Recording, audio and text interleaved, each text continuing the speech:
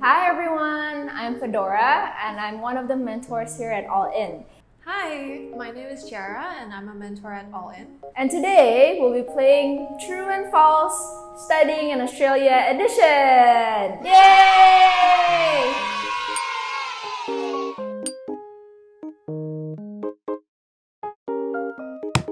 Oh, a little bit about me. So I graduated from Monash University back in 2013. I'm a graduate of the University of Melbourne in Melbourne, Australia.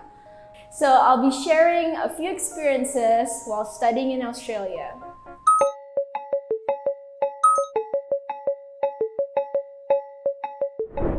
Well, true, false, I think it falls somewhere in the middle because although the application requirements are not as complicated as US universities, but you still need to plan accordingly.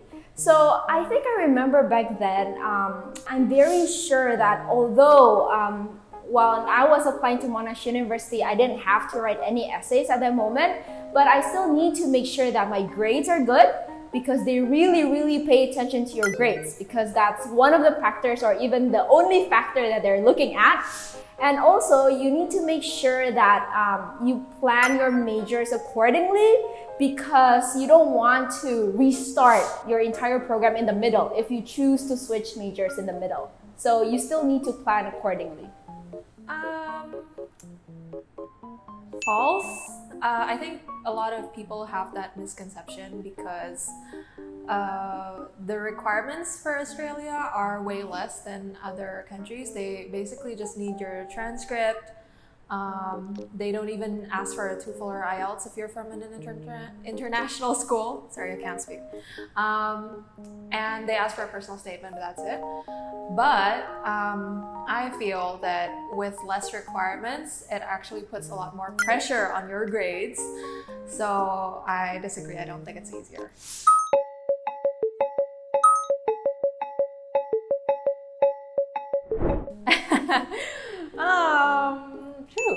True. I think Australia has, or at least Melbourne, has a lot of international students. In Melbourne Uni specifically, I think the ratio is 50-50 between international and local students. And so, yeah, you get to meet a lot of different students from a lot of different people. A lot of different countries, but my brain. Great. True, I would say it's true. So I studied at Monash University, right? So I studied in Melbourne, and I could say that really, especially if you live in a city or if you live in not really in the suburbs, you will really find international students everywhere. A lot of people from China, a lot of people from Indonesia. Like every train ride, every tram ride, you would definitely see a fellow Indonesian, for example, or an international student. So in a way, I never felt homesick before, I think, because it feels like you're at home as well.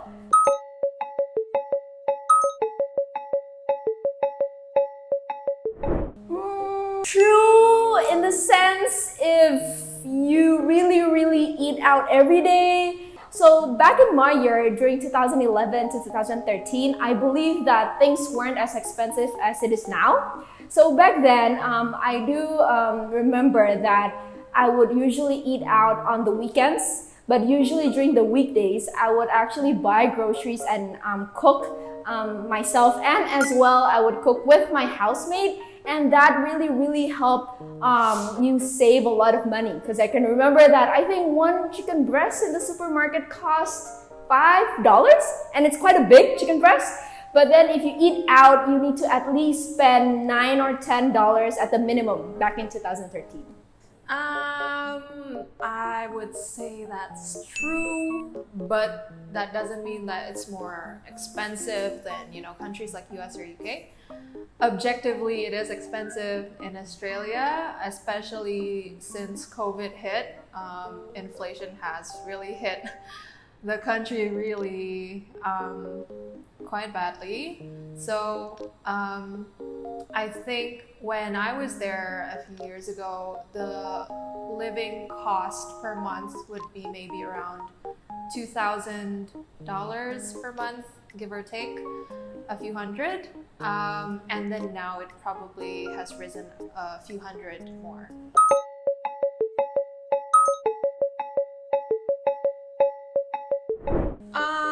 That is quite true. So there are a few that you're automatically qualified and considered for when you apply to universities. But there really are just those like few merit-based scholarships from universities mostly. Other than that, yeah, there isn't much. I would say true. Although I didn't get scholarship myself during my time, but I do know that for Australian universities, basically when you apply, usually you're kind of already eligible for that scholarship application. So it depends on the university looking at your profile, whether they want to grant you a certain amount of money or not at all. So it actually really depends, and the options are not as much as perhaps other countries' universities.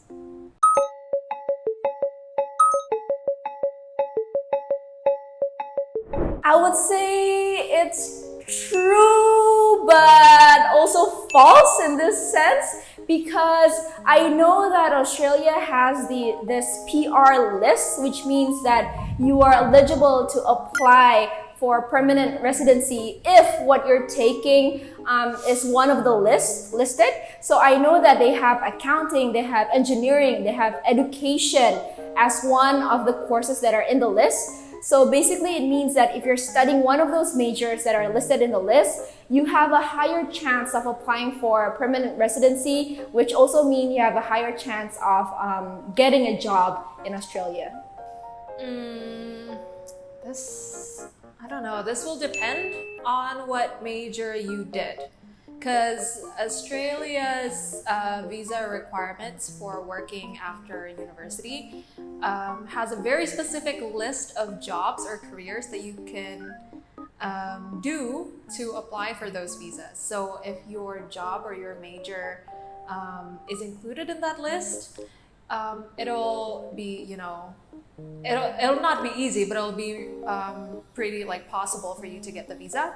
If not, it will be a little harder.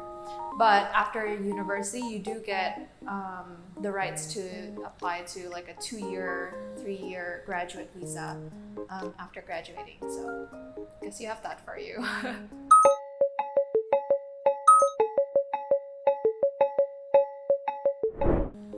That one is true. You're allowed to do part-time jobs as long as you keep up your full-time study, of course. And a lot of students do actually choose to do like retail part-time or like jobs in the food and beverage industry. Some also do internships while studying. Some work at the university even. But yeah, there are a lot of different choices or opportunities for you if you want to gain some experience while studying. I would say that's true. So, I mean, if I can share a little bit, I worked part-time in an Indonesian restaurant when I was in Melbourne. So I remember that the first time I actually arrived in Melbourne, I straight away start researching about part-time jobs. I mean, that's one of the things that I wanted to do at that time. So I looked at McDonald's, I looked at supermarkets, I looked at Indonesian restaurants, and they are actually, they really are flexible, and they give a lot of opportunities for international students. But for myself, I ended up working part-time in an Indonesian restaurant, and I do know that they're quite flexible. So you can work up to 20 hours a week. Although I know that they don't really check it, but I would advise you, if you are planning to work part-time, you still work within the 20 hours so that you still have time to study as well and to prioritize your university.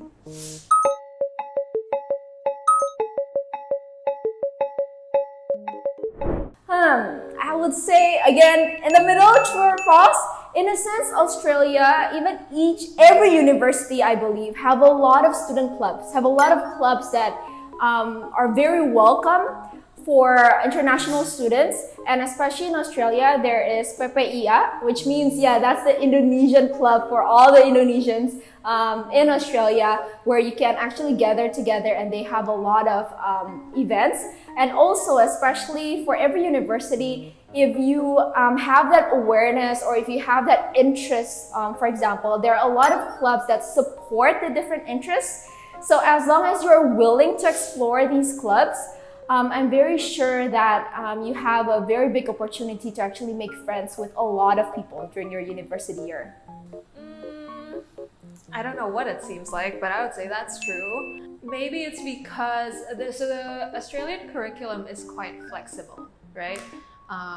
You get to do a lot of classes outside of your major, and so every student takes different classes, you know, like you don't really have like that one friend who has like all the same classes as you. So yeah, mostly you have to make like the active effort to join student clubs or organizations, you know, gaining, you know, part-time jobs or internships to just meet new people, basically. That's mostly how you'll find your friends.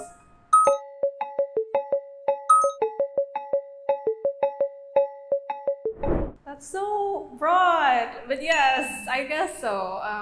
There are, I mean, just location-wise, like geography-wise, it's a huge country, right? So if, you know, you're one of those people who wants to go traveling while you're studying, or, I mean, during your break, not like during the semester, but like, yeah, if you want to go traveling, there's so many places to go, even in your home state, probably. But other than that, you know, career-wise, Australia is Australia's at the forefront of a few industries, you know, and because they are open to international students getting jobs there after their graduation, there are quite a lot of jobs that you can go into that are that will really give you like the opportunity to grow and look at what the field is doing. I think it would be a good place to try and explore if you do find yourself there. True!